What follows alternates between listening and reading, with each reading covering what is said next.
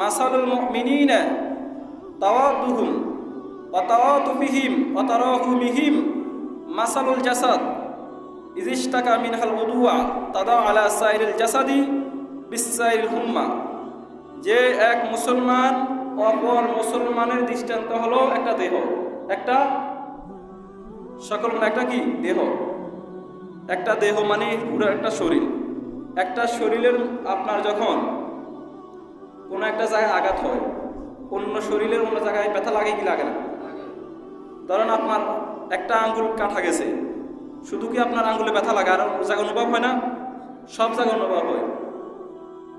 যেমন আমাদের অনেক সময় যখন নখকুনি হয়, মাত্র নখে হয় নখকুনি, কিন্তু এই নখকুনি জ্বালা ঘুমানো যায় না, এরকম আছে না নাই? আল্লাহর হাবিব বলেছেন এক মুসলমান অপর মুসলমানের দৃষ্টান্ত হলো একটা দেহ। একটা দেহের মধ্যে যখন কোনো জায়গায় আঘাত লাগে, দেহটা ঘুমানোর জন্য পারে না, ঘুমাতে পারে না।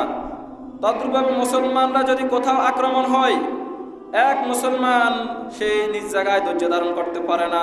কথা বলে ঠিক কিনা?